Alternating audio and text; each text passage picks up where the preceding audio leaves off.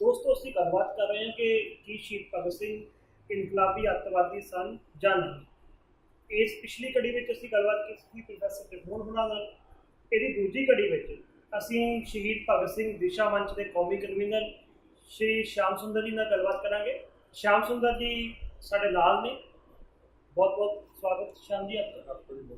श्याम जी, सबसे पहला सवाल तो यही करते हैं कि आज जैसे अनुराग ठाकुर के ने जो संसद में जो मुद्दा उठाया, बिपिन चंद्र की किताब को लेकर मुद्दा उठा, आज जिस समय में हम गुजर रहे हैं वहाँ इतिहास को टुकड़ों में पढ़ाया जा रहा है।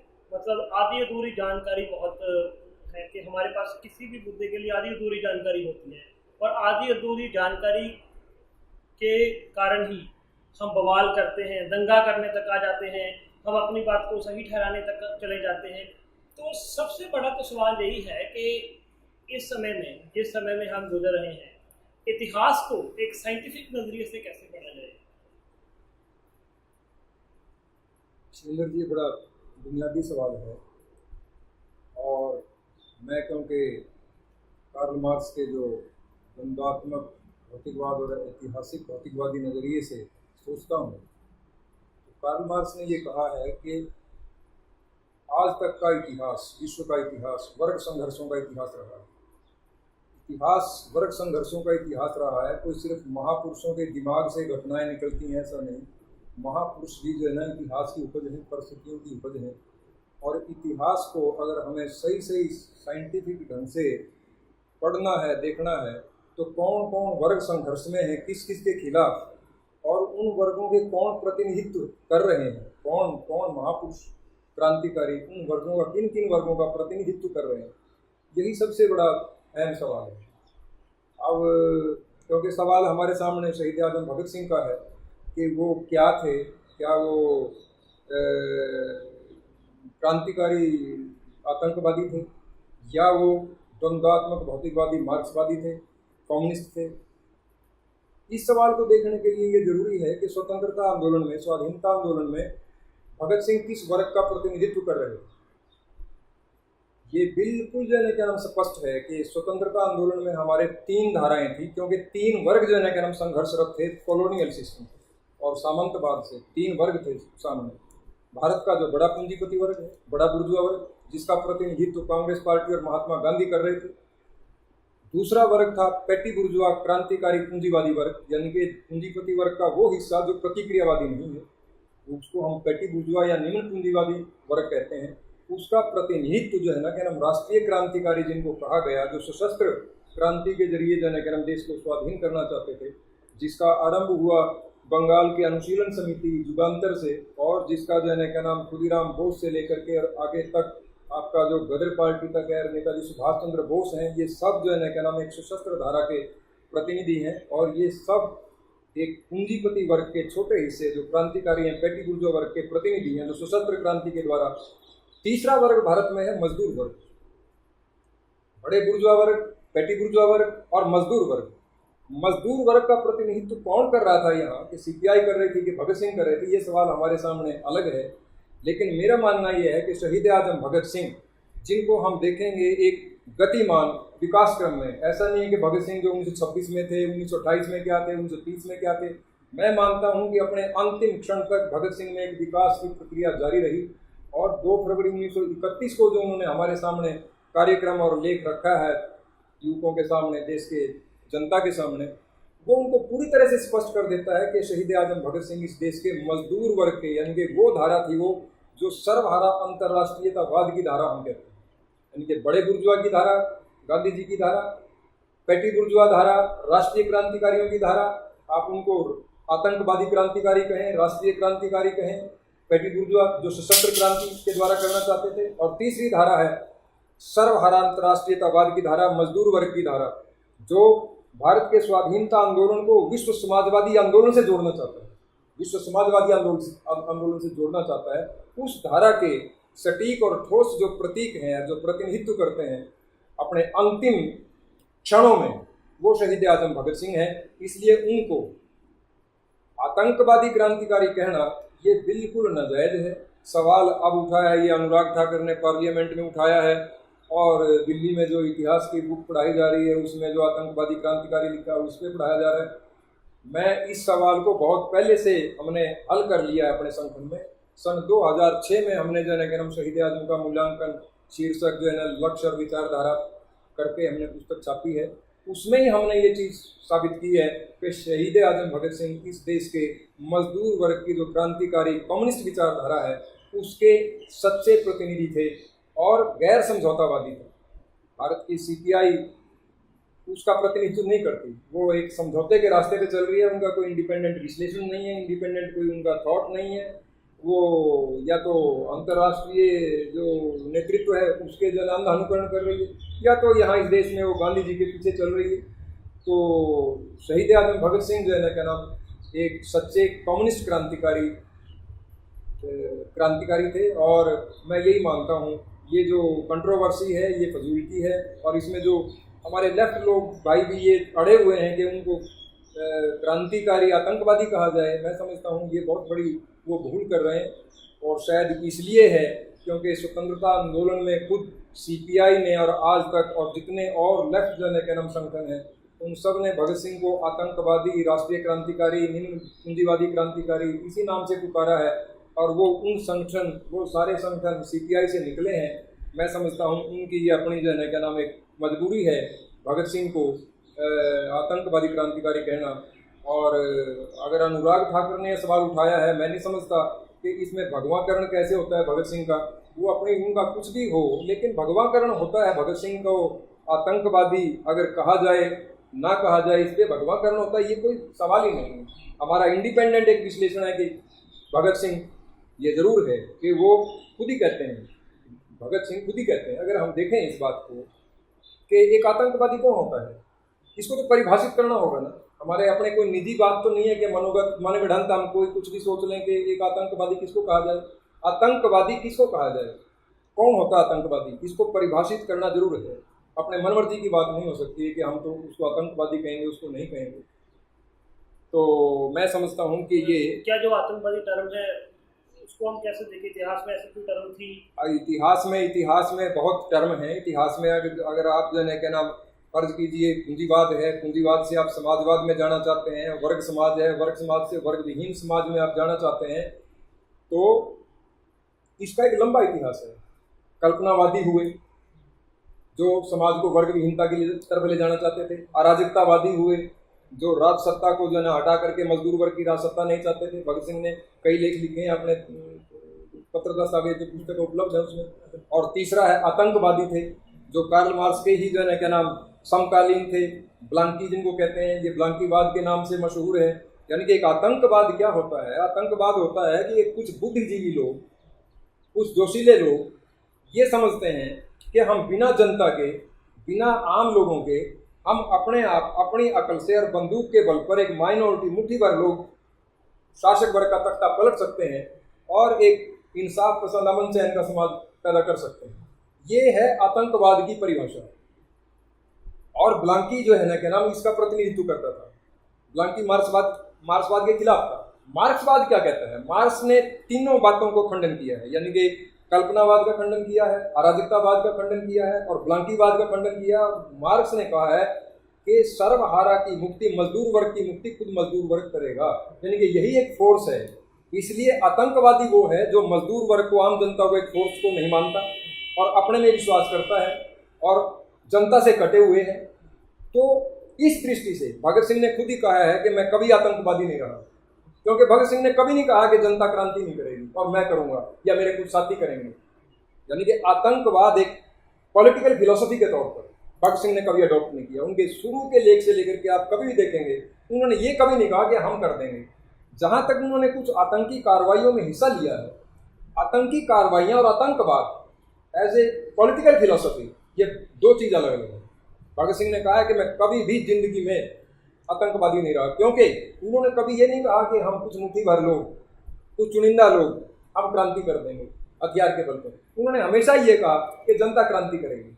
मैं जो है ना क्या नाम उनके जो पत्र दस्तावेज हैं और उनका सन 1928 का जो अमृतसर में जो है ना क्या नाम जो नौजवान भारत सभा है उसका जो 11-12 अप्रैल को सम्मेलन हुआ, उसमें जो है ना क्या नाम तो उसमें कहते हैं वो कि देश को तैयार करने के भावी कार्यक्रम का शुभारंभ इस आदर्श वाक्य से होगा कि क्रांति जनता द्वारा जनता के हित में, जनता द्वारा जनता के हित में, दूसरे शब्दों में 98% के लिए स्वराज्य, स्वराज्य जनता द्वारा प्राप्त ही नहीं बल्कि जनता के लिए भी। इसलिए यही चीज आप सारे उनके विचार में देखते हो।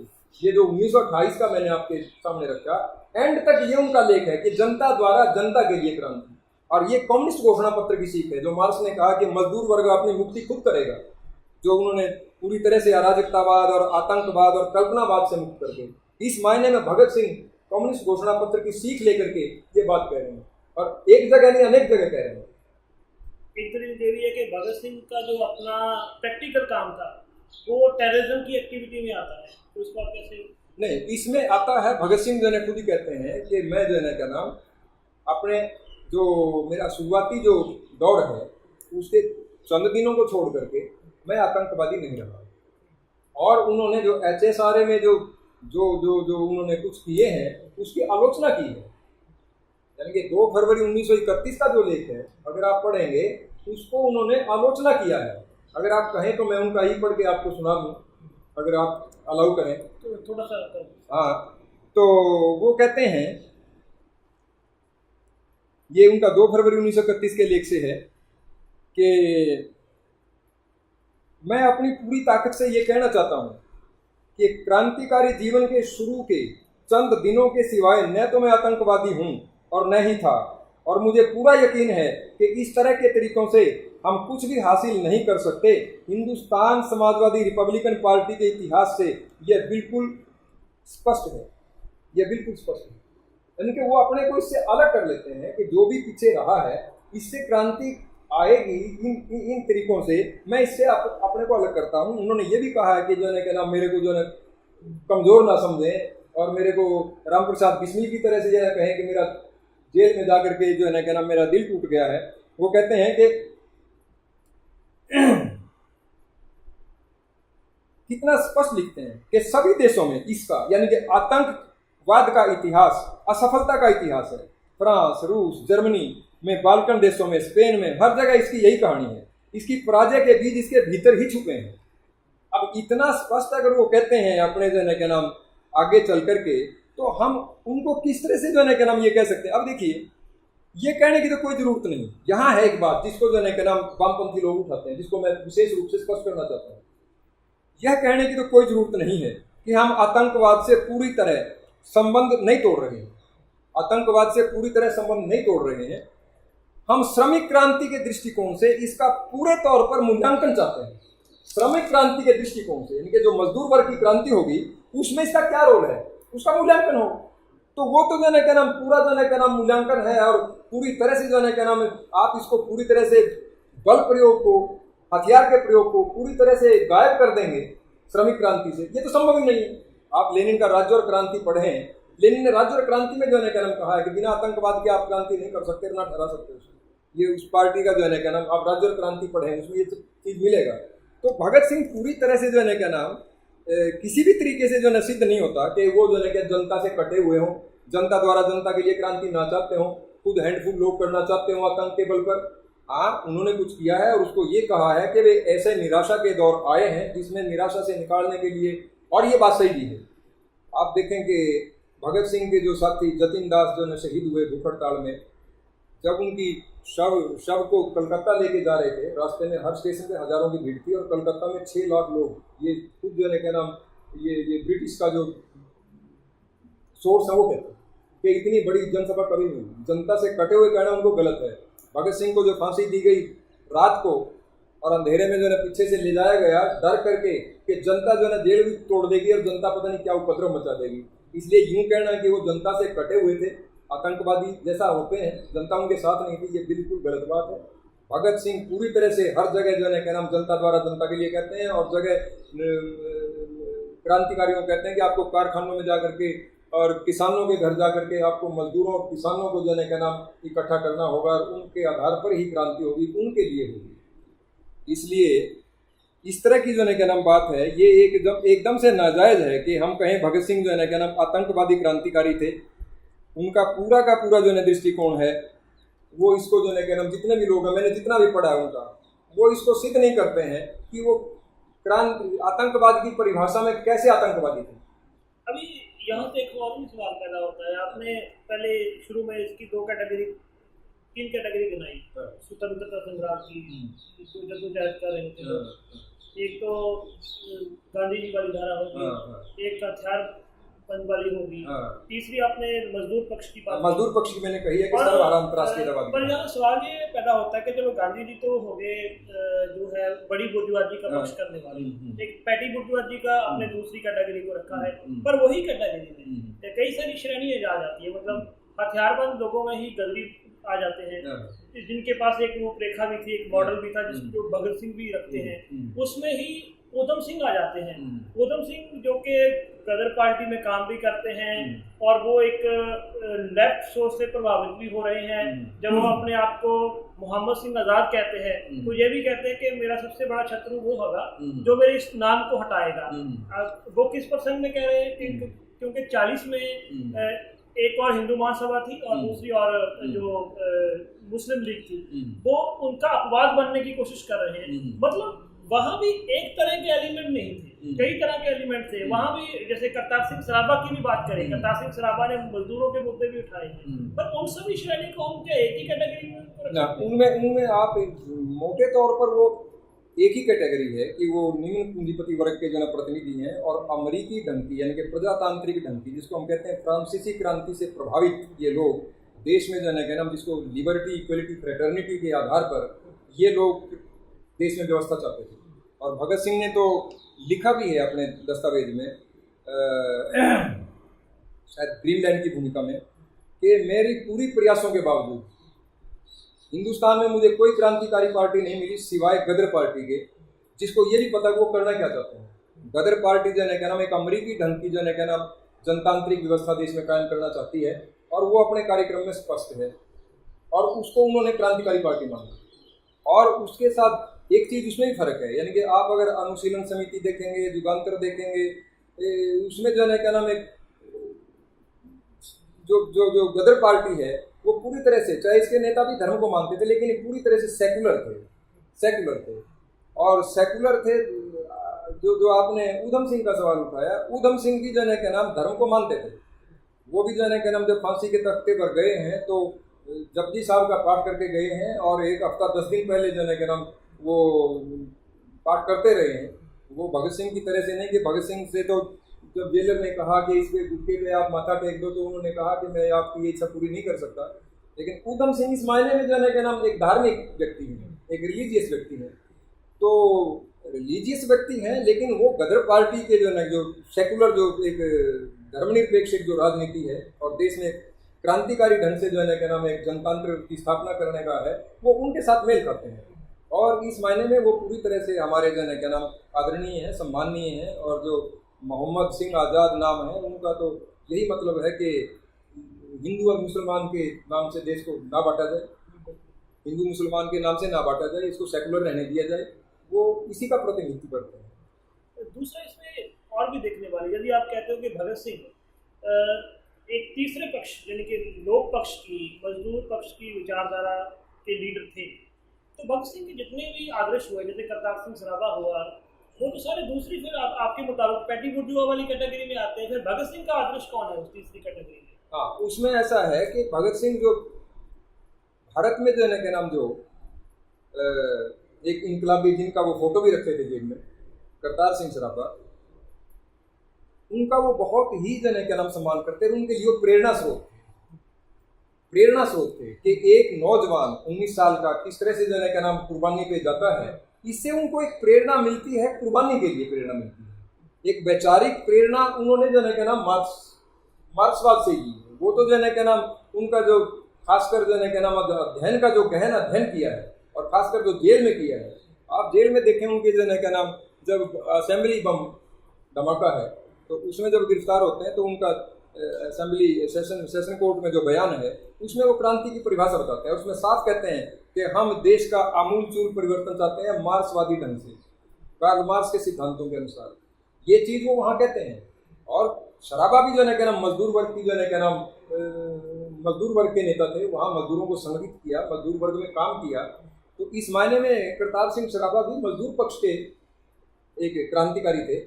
पर उनका जो मेन था, भगत सिंह का जो उनका था कि इतना छोटी उम्र में जो इतनी बड़ी कुर्बानी है, मुख्य पक्ष ये था। मुझे लगता है मेरा पहला सवाल उसी तरह पड़ा है। यदि आप ये मान रहे हैं कि करतार सिंह सराभा भी मजदूर पक्ष के थे, वो तो गदर पार्टी से थे, उसको हम पैट्रियट वाली कहते हैं, तो फिर हम कैसे तोड़े भगत सिंह को? पुरानी लीज से कैसे तोड़े? मतलब पुराना जो टेररिस्ट पूरा रहा है इतिहास, उससे आप कैसे अलग करोगे? देखिए, अलग तो करना, विच्छेद, बारीक लाइनें बीच में। करतार सिंह सराभा हैं, वो मार्क्सिस्ट नहीं, वो समाज को जो है क्या नाम द्वंद्वात्मक और ऐतिहासिक भौतिकवादी दृष्टिकोण से नहीं देखते हैं। उनका जो है क्या नाम हृदय से जो है क्या नाम ये एक प्रवृत्ति है कि ये अन्याय है, इसको हमें दूर करना है। और गदर पार्टी में भी अगर आप लें हरदयाल सिंह जी को, तो वो तो बहुत ही अराजकतावादी थे, और उन्होंने मजदूर का किस तरह से शोषण होता है, कैसे होता है, तो गदर पार्टी के एक बुद्धिजीवी थे। तो करतार सिंह सराभा उनके साथ थे। यानी कि मजदूर वर्ग का जो सवाल है ये, क्योंकि उनमें भी आया है और शोषण के बात को उन्होंने परखा है, इवन देन ऐसा, क्योंकि अनेक और क्रांतिकारियों ने भी ऐसा कहा है। इवन नेताजी सुभाष चंद्र बोस ने भी कहा है कि हम समाजवाद चाहते हैं, लेकिन अपने जो फिलोसफिकल जो उनका आउटलुक है उसमें वो जो है क्या नाम धार्मिक है, रिलीजियस है, किसी कम्युनिस्ट पार्टी की जरूरत नहीं समझते हैं। तो इस चीज़ को जो है क्या नाम भगत सिंह अलग होते हैं उनसे, कि भगत सिंह सीधा सीधी कार्ल मार्क्स की बात करते हैं, मार्क्सवाद के विचारों के आधार पर एक कम्युनिस्ट पार्टी के निर्माण की बात करते हैं। आप अगर 2 फरवरी 1931 का लेख उनका देखेंगे, वो कहते हैं कि युवकों को और देश में नौजवानों को, क्रांतिकारियों को एक नए ढंग से अब चलना होगा, एक कम्युनिस्ट पार्टी की जरूरत है। हालांकि देश में कम्युनिस्ट पार्टी है पहले से, लेकिन वो उसमें ना गए हैं। ऐसा नहीं है कि उनको नहीं जानते, उनके साथ काम भी किया है, डायलॉग डिस्कशन भी हुआ है, लेकिन वो कहते हैं कि मेरे पूरे प्रयासों के बावजूद इस देश में मेरे को गदर पार्टी को छोड़कर कोई क्रांतिकारी पार्टी नहीं है। इसमें ही हम समझ सकते हैं कि भगत सिंह का कम्युनिस्ट पार्टी जो थी उसके प्रति क्या रवैया था। तो भगत सिंह जो है लेकिन कार्ल मार्क्स की विचारधारा और मार्क्सवाद, द्वंद्वात्मक भौतिकवाद, ये बाकी सबसे उनको अलग करता है। तो इसका मतलब जो भगत सिंह के अखीर में आगे जो हम किसी व्यक्ति का पूरा एनालिसिस करते हैं, वो एंड तक करते हैं कि एंड तक उसकी शख्सियत किस तरह निखरी, तो एंड तक उसके जो आदर्श थे वो कार्ल मार्क्स बन गए। हाँ, एंड तक वो जो है कि जो अपना सफर चलते चलते तय करते हैं। हालांकि वो नास्तिक बहुत पहले बन गए, लेकिन HSRA में भी वो खुद कहते हैं कि हमारे विचार जहाँ थे। और बाद में तो जो 2 फरवरी 1931 का उनका लेख है, वो सारा का सारा पूरी तरह से दर्शाता है कि उसमें कार्यक्रम भी दिया है कि आपको किस तरह से करना है, यानी कि पूरा एक निश्चित कार्यक्रम है। और उसी के आधार पर कहते हैं कि जो लोग मुझे आतंकवादी कहते हैं वो अपनी भूल सुधार कर लें, अपने को रेक्टिफाई कर लें, जो कि आज तक नहीं किया है। इस बात पे जो है कि ना तो वो सिद्ध कर सकते हैं, ना तो सुधारते हैं, और वो खुद ही कह रहे हैं कि मैं कभी आतंकवादी नहीं रहा अपने दिनों छोड़ के, और अब ये कार्यक्रम है। वो कार्यक्रम पूरी तरह से जो है कि बहुत दिखाता है कि वो एक कम्युनिस्ट कार्यक्रम है। अभी हमें ये तो समझ आ गया कि जो ये आतंकवादी वाली कैटेगरी है, भगत सिंह उससे टूट चुके हैं, उनका एक अपना पक्ष है, मजदूर पक्ष की बड़ी बात आ गई है। तो कुछ लोग इसका इस तरह भी एनालिसिस करेंगे, जैसे पीछे जगमोहन जी ने भी किया था, कि जो दूसरी कैटेगरी है, दूसरी कैटेगरी अपनी सफर तय करते करते करते वहां तक पहुंची जहां तक भगत सिंह पहुंचा। मतलब वो उसको 2 ही धाराएं मानते हैं, फिर दूसरी धारा ने सफर इतना बड़ा कर दिया। तो इसको कैसे? हालांकि इसका एक और भी जवाब है कि जैसे अपना सुभाष चंद्र बोस जी थे, उन्होंने भी लोगों को लामबंद किया, पर वो 40 तक भी भगत सिंह वाले सफर पे नहीं पहुंचे। वो मतलब मजदूर क्रांति की बात नहीं की। मैं तो आपको जो है जो एक यथार्थ है, जो वास्तव में दिखता है, क्या मजदूर वर्ग देश में था कि नहीं था उस वक्त? स्वाधीनता आंदोलन में मजदूर वर्ग पैदा हो गया था कि नहीं पैदा हो गया था? और अगर मजदूर वर्ग था तो क्या उसकी कोई जो है अपना जो लक्ष्य था कि भारत का स्वाधीनता आंदोलन किस तरफ जाए, इसका क्या रिजल्ट निकले, क्या उसका कोई ऐसा लक्ष्य था कि नहीं था? या होना चाहिए था कि नहीं होना चाहिए था? मजदूर वर्ग का क्या लक्ष्य था स्वाधीनता आंदोलन में? क्या उसका लक्ष्य वही था जो पैटी बुर्जुआ वर्ग का था? क्या उसका लक्ष्य वही था जो गांधी जी का था? तो मजदूर वर्ग का जो लक्ष्य था कि मेरे को क्या करना है, मेरे को क्या चाहिए, उसका प्रतिनिधित्व तो भगत सिंह ने किया है। और आप ये नहीं कह सकते कि 2 धाराओं में सारे आप जो है स्वाधीनता आंदोलन में बांट देंगे, इसका मतलब ये हो जाएगा कि देश में मजदूर वर्ग था नहीं। इसका मतलब ये हो जाए कि देश में कोई मजदूर वर्ग नहीं था। और अगर बड़ा बुर्जुआ है तो मजदूर वर्ग के बिना तो बड़ा बुर्जुआ हो नहीं सकता। बड़ा बुर्जुआ अगर है, इंडस्ट्रियलिस्ट है, तो मजदूर वर्ग तो है, और मजदूर वर्ग और बड़े बुर्जुआ के साथ उसका कोई मेल नहीं है। और जो पेटी बुर्जुआ है उसके साथ भी उसका कोई मेल नहीं है, वो उससे आगे जाने वाला है। इसलिए आप ये सारे स्वाधीनता आंदोलन को बहुत सी पार्टियों ने मैंने देखा उसको दो, एक समझौतावादी, गैर समझौतावादी, और समझौतावादी में रख दिया महात्मा गांधी जी को, और गैर समझौतावादी में रख दिया खुदीराम बोस से लेकर के अनुशीलन और युगांतर और गदर पार्टी और नेताजी सुभाष चंद्र बोस और भगत सिंह, इन सबको गैर समझौतावादी में रख दिया। ये अन्याय है। ये चीज़ को जो है जैसी चीज़ें हैं वैसा देखना नहीं है उनको, क्योंकि इसमें मजदूर वर्ग को आपने डिसअपियर कर दिया, मजदूर वर्ग को गायब कर दिया। मजदूर वर्ग का अपना राजनीति है, अपने उसके प्रतिनिधि हैं, अपनी उसकी आकांक्षाएं हैं, अपने उसके जो लक्ष्य हैं।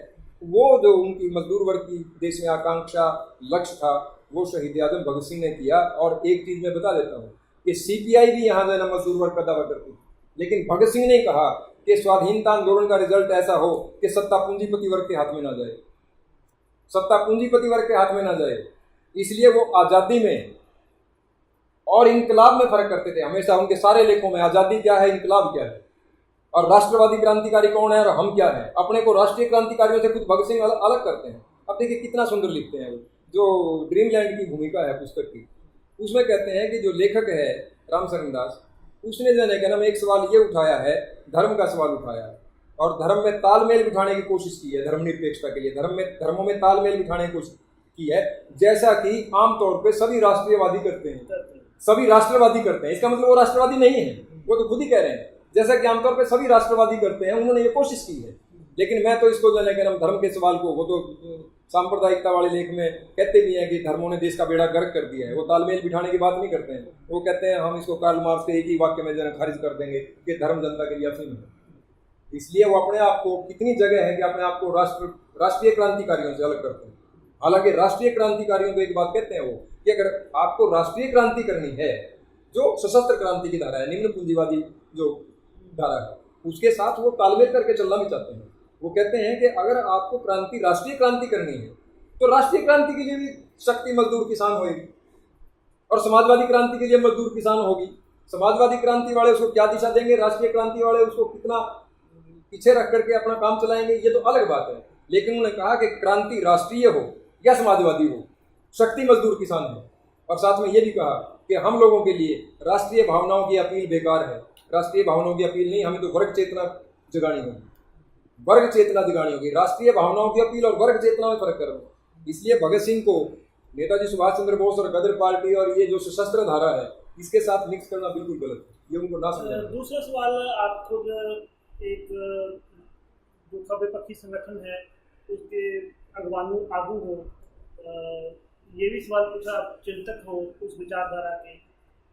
लेफ्ट पार्टी भगत सिंह को अपना हीरो भी मानती हैं, वो ये भी बात करती है कि हम मजदूरों के बहुत बड़े लीडर हैं, लेकिन तो भी उनका जो भगत सिंह के बारे में नजरिया है वो एक इनकलाबी आतंकवादी वाला क्यों है। खास करके सीपीआई वाली बात तो होगी, और भी उसके बाद जितने सारे संगठन निकले हैं, नजरिया लगभग वही है। एक लेफ्ट चिंतक और लेफ्ट सोच के लीडर होने के नाते में आपको ये पूछना चाहिए। देखिए शिवेंद्र जी, चिंतक तो कहना बहुत बड़ी बात है। चिंतक तो मैं नहीं अपने आप को क्लेम करता, मैं तो भगत सिंह का अनुयायी हूँ।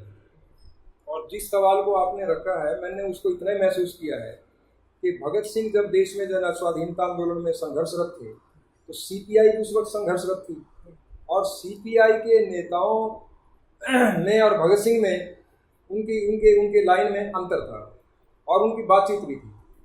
और मैंने उनके लेख पढ़े हैं, जैसे खासकर सोम सिंह जोशी ने जो लेख लिखा है, वो कहानियाँ गढ़ते हैं और भगत सिंह के पता नहीं क्या क्या ऊपर जो है नाम थोपते हैं। मैं मेरी पुस्तक में जो लक्ष्य और विचारधारा से मैंने दिया है, वो ये जो है क्या नाम कभी भी जो है क्या नाम ये सोच नहीं सकते। यानी कि अस्तित्व का सवाल यहाँ है, यहाँ एक देश के प्रति जो सिंसियरिटी होना चाहिए और मेरा अस्तित्व बना रहना चाहिए, एक संघर्ष यहाँ रहा है। सीपीआई अगर ये क्लेम कर ले कि भगत सिंह पहले दर्जे के जो है क्या नाम चिंतक हैं, वो नंबर 1 पर हैं, अव्वल दर्जे के चिंतक हैं, और मार्क्सवाद को ठोस रूप में समझे हैं, तो सीपीआई का अस्तित्व चला जाता है। इसलिए सीपीआई की अपनी जो है क्या नाम अस्तित्व का ये लड़ाई है कि भगत सिंह को 2ym दर्जे पे रखे। हालांकि उनके पास आज़ादी आंदोलन में उन्होंने कोई जो है क्या नाम पर्चे निकाले हों, कोई छापे हों, कोई मेरठ षड्यंत्र केस है, कानपुर षड्यंत्र केस है, भगत सिंह का एक ही केस जो लाहौर षड्यंत्र केस है, उसमें दस्तावेज और उसके बयान सारे देश में छा गए। मेरठ षड्यंत्र केस का कोई आपको पर्चा नहीं मिलेगा, अगर मिलेगा तो माफीनामे मिलेंगे। आपके तो हमारी जो डांगे हैं, एस डांगे, उन्होंने तो मेरठ षड्यंत्र केस में माफी मांगी है और कहा मेरे को बरी कर दिया जाए, मैं इसमें नहीं हूँ, मैं माफी चाहता हूँ। ये इस प्रकार के तो इनके जो है क्या नाम नेताओं का भी यह आचरण रहा और इनका जो है क्या नाम समझौतावादी जो राजनीति रही। और भगत सिंह को ये एक नंबर पे मानने के लिए कभी जो है क्या नाम ये तैयार नहीं मतलब हो सकते। इनका अपना एक स्टैंडर्ड की मैं बात करता हूँ जो इनको चाहिए था। और उसी तरह से अब दूसरी पार्टियां, बाकी जो पार्टियां सीपीआई से निकली हैं, वो उसी जो है क्या नाम हमारा जो है क्या नाम एक संगठन से चर्चा चली। हमने कहा कि भगत सिंह इस देश में कार्ल मार्क्स के विचारों का प्रथम प्रचारक है, जिसने ठोस रूप में आज भी भगत सिंह के जो विचार हैं सीपीआई और सीपीएम और जो ये संशोधनवादी पार्टियां हैं इनसे बहुत आगे हैं। आज भी इनसे आगे हैं कि राज सत्ता की उनकी समझ क्या है, आर्थिक व्यवस्था की उनकी समझ क्या है, आर्थिक नीति में और राजनीति में क्या अंतर संबंध है, क्रांति का क्या बुनियादी प्रश्न है, ये सब उन्होंने डील किए अपने समय में। ये सीपीआई और ये लोग आज तक डील नहीं कर सके, इसमें चक्कर काट रहे हैं। इस पर एक लंबी बहस हो सकती है, लेकिन मेरा मानना यह है कि सीपीआई से निकले हुए सीपीएम है, सीपीएम से निकले हुए नक्सलाइट्स हैं, माओइस्ट हैं, तमाम हैं, वो भगत सिंह को पहले दर्जे का कम्युनिस्ट क्रांतिकारी मानने के लिए तैयार नहीं है, क्योंकि उनका जो मूल्यांकन है वो ये है कि सीपीआई कम्युनिस्ट पार्टी थी यहाँ देश में, तो पैरेलल दो कम्युनिस्ट पार्टियां, दो कम्युनिस्ट विचारधारा कैसे हो जाएंगी, इस बात को लेकर के उनकी मजबूरी है। अब एक तीसरी पार्टी एसयूसीआई है, मैं जिसमें रहा हूँ पहले, वो कहते हैं शिवदास घोष प्रथम जन के नाम कम्युनिस्ट है इस देश में, और भगत सिंह का उन्होंने मूल्यांकन किया कि ये निम्न पूंजीवादी क्रांतिकारी थे, मानवतावादी थे। मानवतावाद का भगत सिंह खंडन कर रहे हैं। वो कहते हैं भगत सिंह जो है निम्न पूंजीवादी और मानवतावादी थे।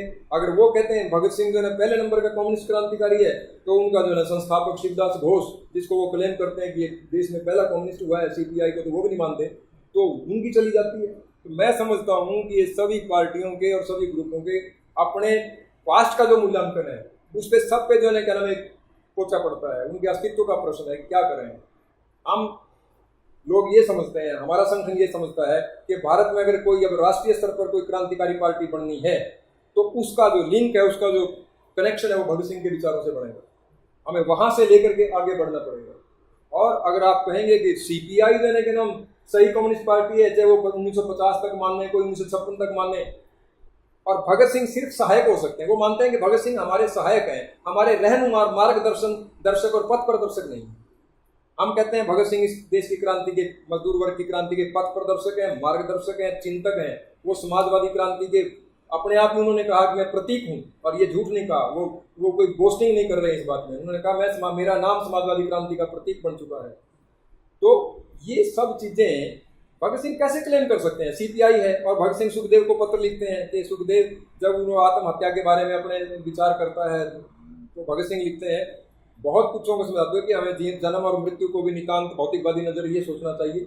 और उन्होंने दिखाया कि किस तरह से ऐतिहासिक भौतिकवाद का नजरिए से कि कार्ल मार्क्स अपने जमाने का जो इंडस्ट्रियल रेवोल्यूशन था उसकी उपज थे, और हम भी अपने जमाने की परिस्थितियों की उपज हैं, और उपज होते हुए इन परिस्थितियों को बदलने की चेष्टा कर रहे हैं। हमने जो है क्या ये तुच्छ काम किया, एक छोटा काम किया है मार्क्स के विचारों को यहाँ फैलाने का। अगर सीपीआई ने मार्क्स के विचारों को देश में फैलाया, क्या भगत सिंह क्लेम कर सकते हैं कि मार्क्स के विचारों को हमने फैलाया देश में? इसलिए भगत सिंह जो है क्या नाम ये अपने अपने कारणों से भगत सिंह को वो जो है क्या नाम नहीं मानना चाहते हैं पथ प्रदर्शक नेता, और अपनी जो है ना अस्तित्व की लड़ाई की, अपनी अस्तित्व का सवाल नहीं करना। आखिर में सवाल के आज जो परिस्थितियाँ हैं, जिस तरह की सूरत हाल है, उसमें भगत सिंह की विचारधारा कैसे लोगों को एक राह दर्शा सकती है? मार्गदर्शक के तौर पर भगत सिंह कैसे आज भी उतना ही उनकी एक मूल्यवान है उनके विचार? भगत सिंह का सबसे मूल्यवान विचार है उनका क्रांतिकारी राजनीति की जो सोच है। क्रांतिकारी उनकी जो राजनीति है वो क्रांतिकारी राजनीति है, और क्रांतिकारी राजनीति और संशोधनवादी राजनीति एक तो यहाँ प्रश्न है। भगत सिंह ने धर्मों के प्रश्न को हल किया है बहुत ब्यूटीफुली, जिसमें तालमेल करने की कोशिश नहीं की कि आज ये सभी लोग तो धर्मों का तालमेल कर रहे हैं। तालमेल करने से सेकुलरिज्म की आप बात करते हो आज 21वीं सदी में, और जो पुराना सेकुलरिज्म है उस वक्त बुर्जुआ वर्ग क्रांतिकारी था, आज बुर्जुआ वर्ग प्रतिक्रियावादी हो गया है। आप वही सेकुलरिज्म, आज सेकुलरिज्म, ये बराबर बात नहीं है। आज का सेकुलरिज्म होगा कि आप जनता में ये बात ले जाएं कि सभी धर्मों ने देश का बेड़ा गर्क कर दिया और लोगों की यूनिटी को ये समाप्त कर रहे हैं, खत्म कर रहे हैं। इस मायने एक आगे आगे आगे बढ़ा हुआ विचार है, ये तालमेल करने वाला विचार है। दूसरा है कि मजदूर वर्ग की राजनीति क्या हो। इस देश में जितने भी संगठन हैं कम्युनिस्ट पार्टी नाम से, वो सारे ही जो है क्या नाम इस मायने में संशोधनवादी हैं कि वो बहुमत लेकर के और सरकार में जाना चाहते हैं। 1957 से ये सिलसिला शुरू हुआ और पश्चिम बंगाल में 35 साल तक सीपीएम का शासन रहा और एक्सपोज हो गए पूंजीपति वर्ग की सेवा करते करते और जो है क्या नाम एक कोने में लग गए। और मार्क्सवाद की जो राजनीति है, जो क्रांतिकारी राजनीति है, उसको क्योंकि इन लोगों ने तिलांजलि दी। भगत सिंह ने कहा था कि तुम कुर्सी पर मत जाना। भगत सिंह का सीधा लेख है 2 फरवरी 1931 में कि मजदूर वर्ग की राजनीति क्या हो, क्रांतिकारी राजनीति क्या हो। उन्होंने कहा कि ये जो राजसत्ता की मशीन है इसको पूरी तरह से ध्वंस कर देना और अपने अंदर से एक नई मशीनरी निकालना। आप जो है क्या नाम लॉर्ड रीडिंग और इरविन की कुर्सियों पर आप जाके बैठ जाएंगे, जैसे बैठ के बाद में कहते इससे कोई फर्क पड़ने वाला नहीं है। ये क्रांतिकारी चेतना नहीं है। मजदूर वर्ग का काम है जो बनी बनाई राजसत्ता की मशीन है, राज्य मशीनरी, अंग्रेजी राज्य मशीनरी है, उसको पूरी तरह से ध्वंस कर देना। ये स्पेशल शब्द लिखते हैं। और आपको अपनी मशीनरी निकालनी है, मजदूर वर्ग की राजसत्ता निकालनी है, तब जाकर के आप समझिएगा कि आपको जो है इनकलाब का जो काम है पूरा हुआ है और क्रांति हुई है। नहीं तो ये वही पूंजीवाद चलेगा और ये वही पूंजीवाद चल रहा है। आज भी इस देश के लोग कितने मजदूर समझते हैं। आज मोदी जो है दावा कर रहे हैं, प्राइम मिनिस्टर हमारे, कि हमारी सरकार मजदूर वर्ग को, गरीबों को समर्पित सरकार है। क्या वो दावा कर सकते थे अगर भगत सिंह का विचार जो है क्या नाम जाता देश में? इसका एक पूरी तरह से जवाब मिलता मजदूरों की तरफ से। लेकिन भगत सिंह की विचारधारा को सीपीएम, सीपीआई, ये सब कोई पार्टियां ले जा नहीं रही हैं, ये उसको ढक रही हैं। आज भी ये जो है क्या नाम किसी न किसी तरह से अपने जो है क्या नाम थर्ड फ्रंट, फोर्थ फ्रंट और विकल्प की राजनीति और लोकहित की राजनीति। भगत सिंह के अनुसार, भगत सिंह के चिंतन के अनुसार कोई पार्टी की सरकार लोकप्रिय सरकार नहीं हो सकती, लोकहित की सरकार नहीं होती, जनहित की सरकार नहीं हो सकती, क्योंकि ये पूंजीवादी जो व्यवस्था है उसको इसी का हिस्सा बनना है। राजसत्ता जो है ना परमानेंट है, उसका ये एक अंग बनती है सरकार। राजसत्ता से स्वतंत्र नहीं है सरकार, राजसत्ता है असली फोर्स, सरकार उसका अंग बनती है। कोई भी सरकार है वो जनहित के काम नहीं कर सकती। इसलिए भगत सिंह की जो राजनीति, क्रांतिकारी राजनीति है कि लॉर्ड रीडिंग और इरविन की कुर्सियों पर या आपके नेहरू, गांधी और मोदी की कुर्सियों पर कोई बैठ जाए, ये है एक सबसे बड़ी बात जो मजदूर वर्ग को पूरी तरह से जो है क्या नाम एक क्रांतिकारी रास्ते पर शिक्षित और संगठित करने का एक हमारे पास माध्यम है। और हम समझते हैं कि शहीद आजम के जो विचार हैं जब इस देश के मजदूरों में और बुद्धिजीवियों में, छात्रों में पूरी तरह से उनके दिलो दिमाग में छा जाएंगे तो वो एक क्रांति का जो है वातावरण तब बढ़ेगा, उसके बिना नहीं बढ़ेगा। शुक्रिया बहुत बहुत श्याम जी, आपने बड़ी फतेह की बातें, काम की बातें, जो विषय को लेकर हम चर्चा कर रहे थे, अपने विचार आपका बहुत सो दोस्तों, 2 पक्ष ਤੁਹਾਡੇ ਅੱਗੇ ਰੱਖੇ ਨੇ ਜਗਮੋਹਨ ਤੇ ਸ਼ਾਮ ਸੁੰਦਰ ਨੇ। ਹੁਣ ਆਪਣੀ ਰਾਏ ਤੁਸੀਂ ਬਣਾਉਣੀ ਹੈ ਕਿ ਤੁਸੀਂ ਭਗਤ ਸਿੰਘ ਨੂੰ ਕਿਸ ਕੈਟਾਗਰੀ ਵਿੱਚ ਰੱਖਦੇ ਹੋ, ਅੱਤਵਾਦੀ ਇਨਕਲਾਬੀ ਸਨ ਜਾਂ ਉਹ ਸਮਾਜਵਾਦੀ ਇਨਕਲਾਬੀ ਸਨ। ਇਹ ਪੱਖ ਜਿਹੜਾ ਤੀਜਾ ਪੱਖ ਜਿਹੜਾ ਤੀਸਰੀ ਰਾਏ ਤੁਸੀਂ ਆਪ ਬਣਾਉਣੀ ਹੈ। ਦੋਹਾਂ ਦੇ ਵਿਚਾਰ ਸੁਣਨ ਤੋਂ ਬਾਅਦ ਤੁਸੀਂ ਆਪਣਾ ਨਜ਼ਰੀਆ खुद डिवेलप करना तो इतिहास में उसे किवें पढ़ना। इतिहास को अज सब तो वड्डे जी खतरनाक चीज़ है कि इतिहास को टुकड़ियां विच पढ़ना या जी अधूरी नॉलेज है वो बड़ी खतरनाक है।